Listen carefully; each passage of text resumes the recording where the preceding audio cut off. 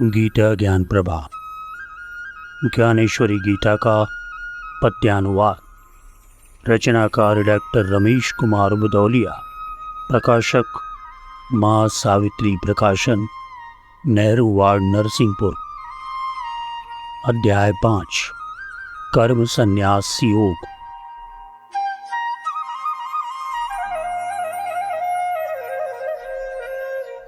अर्जुन उवाच।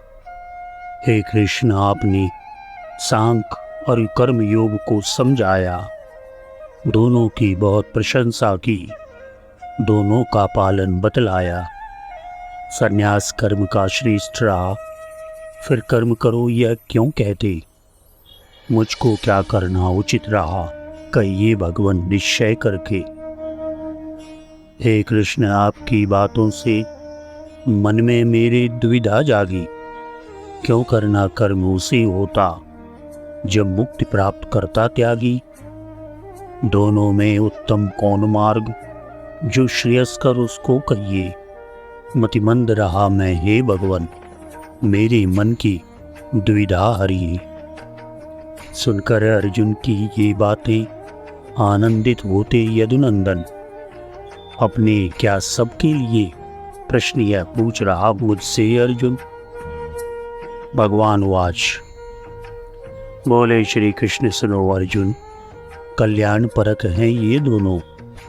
हो कर्म त्याग या कर्म योग, हैं मुक्ति प्रदायक ये दोनों। लेकिन साधन में कर्म योग संन्यास मार्ग से सुगम रहा, इसलिए यही है श्रेष्ठ कर्म, तुम करो इसी से तुम्हें कहा। जिस तरह सुगम होती नौका सरिता को पार कराने में, है कर्म योग का मार्ग सुगम, यह सम्यक है अपनाने में। ज्ञानी कहते संन्यास जिसे, अनुशासित कर्म समझ उसको। जो त्याग स्वार्थ का कर न सके, सत सके न योग कोई उसको। है योग नियंत्रण अपने पर, अपने ऊपर अधिकार योग। दोनों की फलश्रुति है समान, वो कर्म या कि संन्यास योग।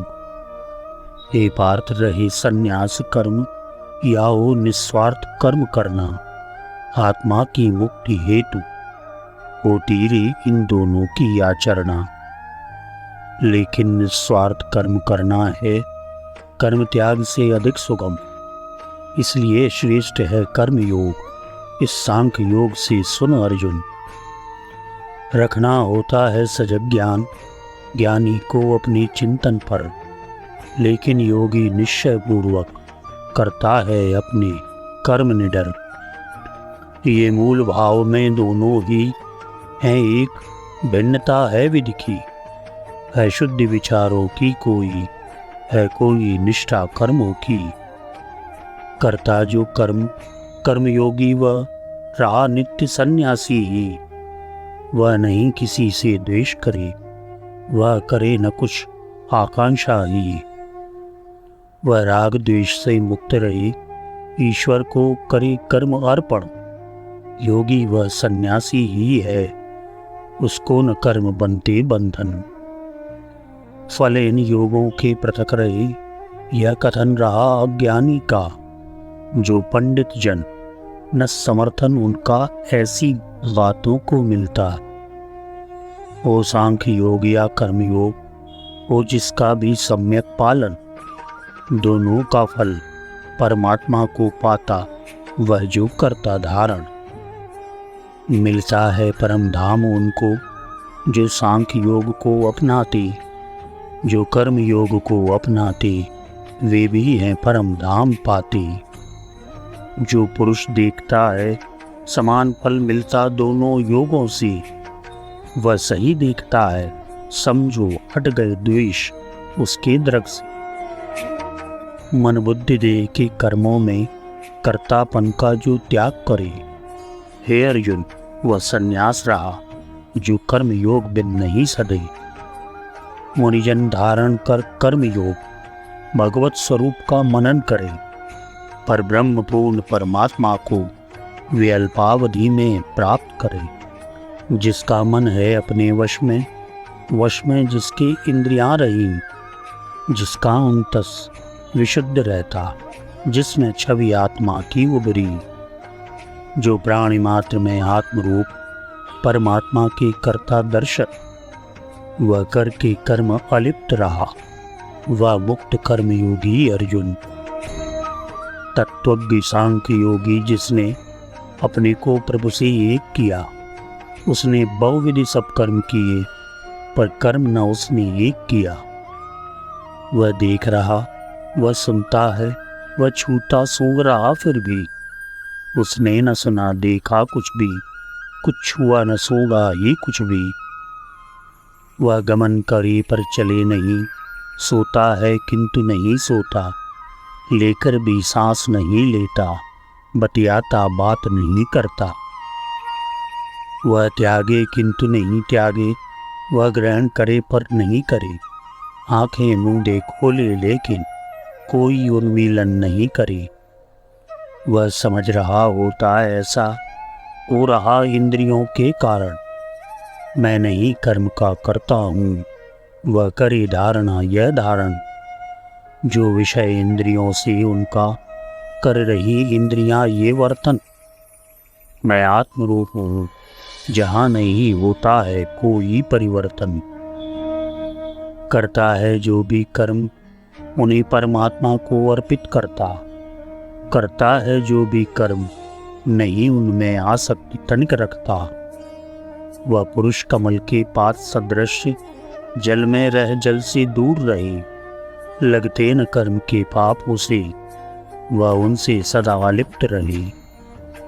आसक्ति रहित होकर अर्जुन करते हैं कर्म कर्म योगी, रखते वे नहीं ममत्व बुद्धि पर, केवल कर्म करें योगी। तन मन से बुद्धि इंद्रियों से संपादित होते रहें कर्म, वे आत्मशुद्धि के लिए मात्र करते रहते हैं सकल कर्म।